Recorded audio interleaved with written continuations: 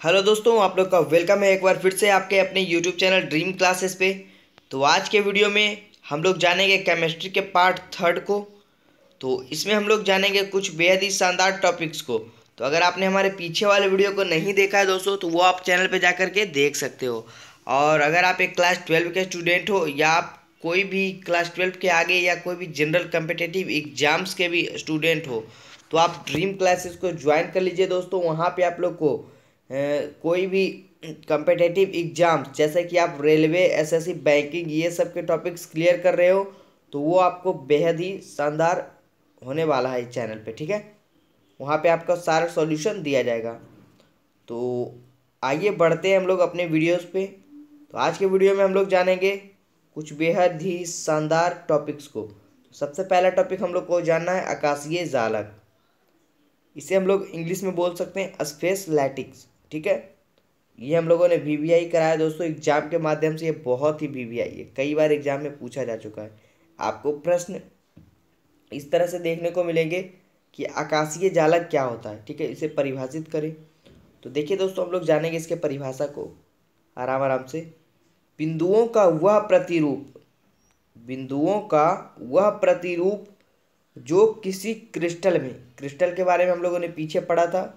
अगर आपने वो वीडियो नहीं देखा है तो वो चैनल पे जाके देख सकते हो। ठीक है, तो देखिए हम लोग जानेंगे बिंदुओं का वह प्रतिरूप जो क्रिस्टल में कणों, कणों का मतलब हमारे यहाँ पे हो गया परमाणु, अणु या आयन। कण में हम लोग का तीनों चीज आ गया। तो देखिए ब्रैकेट में हम लोग का किया हुआ है कि बिंदुओं का वह प्रतिरूप सॉरी, बिंदुओं का वह प्रतिरूप जो किसी क्रिस्टल में कणों, परमाणु, अणु या आयन की व्यवस्था को प्रदर्शित करता है, आकाशीय जालक कहलाता है। तो बहुत ही सरल ढंग से हम लोगों ने इसके उत्तर को जाना। तो आप लोग अच्छे से नोट कर लीजिएगा और इसे रट लीजिएगा।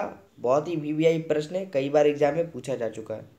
अब हम लोग इसको देखिए फिगर के माध्यम से भी क्लियर करेंगे थोड़ा सा नीचे। तो एक और परिभाषा को सबसे पहले हम लोग और जान लेंगे। एक होता है देखिए जालक बिंदु, इसे भी आप लोग क्लियर कर लीजिएगा। देखिए इंग्लिश में हम लोग इसे बोल सकते हैं लैटिक पॉइंट। ठीक है, जालक बिंदु क्या होता है?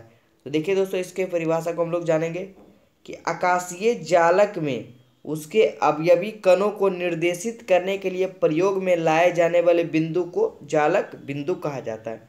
अब देखिए एक फिगर के माध्यम से इन दोनों टॉपिक्स को हम लोग क्लियर करेंगे। तो आप लोग अच्छे से नोट कर लीजिएगा और वीडियो में अंत तक बने रहिएगा दोस्तों। और कमेंट बॉक्स में ज़रूर बताइएगा कि आपको कहाँ पे दिक्कत आ रही है या आपको ये वीडियो कैसा लगा। अगर अच्छा लगे वीडियो दोस्तों तो शेयर ज़रूर कर दीजिएगा अपने दोस्तों के पास। देखिए अब हम लोग एक फिगर को ड्रॉ करेंगे यहाँ पे। ये देखिए, तो इसमें देखिए आकाशीय जालक का ये फिगर है और ये जो बिंदु दर्शाया गया है ये हम लोग का किसका है? जालक बिंदु का। सॉरी, चलिए अब देखिए एक बार फिर से हम लोग इसका रिवीजन करें। ये वाला जालक बिंदु का, आकाशीय जालक में उसके अवयवी कणों को निर्देशित करने के लिए प्रयोग में लाए जाने वाले बिंदु को देखिए।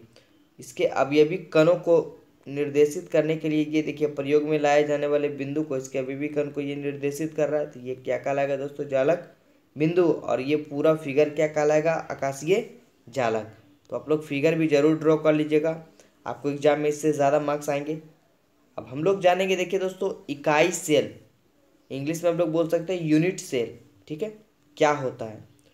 देखिए इसके डेफिनेशन को सबसे पहले हम लोग सरल ढंग से जानेंगे कि आकाशीय जालक का सबसे छोटा भाग जिसकी पुनरावृत्ति से संपूर्ण क्रिस्टल का निर्माण होता है। आकाशीय जालक का सबसे छोटा भाग जिसकी पुनरावृत्ति से संपूर्ण क्रिस्टल का निर्माण होता है यूनिट सेल कहलाता है। ठीक है, देखिए एक फिगर के माध्यम से हम लोग बोल रहे थे, ये वाला फिगर आप लोग ड्रॉ कर लीजिएगा कि आकाशीय जालक का सबसे छोटा भाग, ये सबसे छोटा भाग जिसकी पुनरावृत्ति से संपूर्ण क्रिस्टल का निर्माण होता है यूनिट सेल कहलाता है। अब हम लोग जानेंगे देखिए दोस्तों यूनिट सेल के प्रकार, टाइप्स ऑफ यूनिट सेल, ये कितने प्रकार के होते हैं। और उसके बाद हम लोग इसे बारी बारी से जानेंगे, जैसा कि हम लोगों ने पीछे क्रिस्टल और उसके टाइप्स के बारे में पढ़ा था। तो देखिए दोस्तों यहाँ पे हम लोग इसके 4 टाइप्स को पढ़ेंगे। यहाँ पे क्या बोलेंगे कि इकाई सेल के 4 प्रकार होते हैं, यानी यह 4 प्रकार के होते हैं। सबसे पहला हम लोग का सरल सेल, इंग्लिश में से हम लोग बोल सकते हैं सिंपल सेल। दूसरा हम लोग का है पिंड केंद्रित सेल, बॉडी सेंट्रेड सेल, जिसे कि ब्रैकेट में BCC भी आपको कहीं कहीं पे देखने को मिलेगा। और आपको देखिए 3rd नंबर में हम लोग को पढ़ना है फलक केंद्रित सेल, इंग्लिश में हम लोग बोल सकते हैं फेस सेंट्रेड सेल, ब्रैकेट में FCC। आपसे ये भी पूछा जा सकता है दोस्तों एग्जाम में कि FCC का फुल फॉर्म क्या होता है, तो फेस सेंट्रेड सेल। BCC का फुल फॉर्म क्या होता है, बॉडी सेंट्रेड सेल। तो टॉपिक क्लियर करते जाना है एकदम, ठीक है। और चौथा टॉपिक हम लोग को पढ़ना है अंत्य केंद्रित इकाई cell end centred unit cell, ECUC, ठीक है। ये हो गया शॉर्ट फॉर्म इसका। तो चलिए दोस्तों अब हम लोग इसके बारी बारी के सॉल्यूशन को जानेंगे। सबसे पहले हम लोग जानेंगे इकाई से सरल सेल के बारे में, सॉरी, ठीक है। तो सरल सेल क्या होता है, इसका डेफिनेशन को हम लोग जानेंगे। देखिए, वह सेल जिसके केवल जालक बिंदुओं पर ही कण उपस्थित होते हैं, केंद्र या फलक पर नहीं।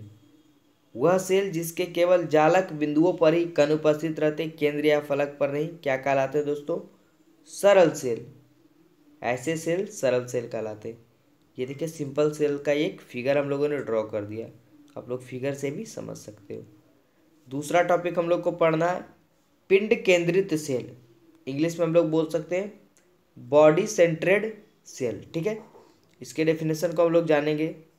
वैसा सेल जिसमें जालक बिंदुओं के अतिरिक्त उसके पिंड के केंद्र में भी कण उपस्थित होते हैं। देखिए एक बार फिर से रिवीजन कर रहे हैं इसका, तो फिगर के द्वारा भी हम लोग का ये कन्फ्यूजन दूर होते जाएगा और अच्छे से इसके सॉल्यूशन परिभाषा को समझना है, ठीक है। देखिए परिभाषा हम लोग का इसमें कह रहा है डेफिनेशन कि वैसा सेल जिसमें जालक बिंदुओं के अतिरिक्त उसके पिंड के केंद्र में भी कण उपस्थित होते, कहाँ उपस्थित होते, केंद्र में भी, ऐसे सेल को हम लोग क्या कहेंगे, पिंड केंद्रित सेल कहते हैं। देखिए हम लोग का फिगर में दिख रहा है कि देखिए जालक बिंदु के अतिरिक्त उसके पिंड के केंद्र, इस केंद्र में भी क्या उपस्थित होते हैं दोस्तों, कण, ठीक है। इसे हम लोग BCC यूनिट कह सकते हैं, BCC unit cell short form में। चलिए आगे हम लोग 3rd पोर्शन इसका जानेंगे फलक केंद्रित सेल, इसे कि हम लोग इंग्लिश में फेस सेंट्रेड सेल के नाम से जानते हैं। तो वैसा सेल जिसके जालक बिंदुओं तथा केंद्र के अतिरिक्त फलक के केंद्र में भी कण उपस्थित होते हैं, वैसा सेल जिसके जालक बिंदुओं तथा केंद्र के अतिरिक्त फलक के केंद्र में भी कण उपस्थित होते हैं। देखिए इसके फलक, ये देखिए इसका फलक होता है, फलक में भी इसका क्या उपस्थित है दोस्तों, देखिए एक बार फिर से इसके परिभाषा को हम लोग पढ़ रहे हैं, आप लोग अच्छे से समझिएगा। वैसे सेल जिसके जालक बिंदुओं तथा केंद्र के अतिरिक्त फलक के केंद्र में भी, देखिए फलक के केंद्र में भी और फलक में भी उपस्थित होते हैं, तो ऐसे सेल को फलक केंद्रित सेल कहा जाता है, फेस सेंट्रेड सेल कहा जाता है। ये उसका फिगर है, आप लोग ड्रॉ कर लीजिएगा, ठीक है। और कमेंट बॉक्स में ज़रूर बताइएगा कि आपको कोई दिक्कत तो नहीं आ रहा है कोई भी प्रश्न में। अब हम लोग आज के लास्ट टॉपिक को कवर करेंगे इस वीडियो में। लास्ट टॉपिक में हम लोग को पढ़ना है अंत केंद्रीय इकाई cell end centred unit cell, English में हम लोग इसे बोल सकते हैं, ठीक है। तो हम लोग इसके परिभाषा को जानेंगे बहुत ही सरल ढंग से कि वैसे सेल जिसमें कोनों के अतिरिक्त या कणों के अतिरिक्त, सॉरी यहाँ कण होना चाहिए, कणों के अतिरिक्त आमने सामने के किन्हीं दो फलकों के केंद्र में भी कण पाए जाते हैं, ठीक है।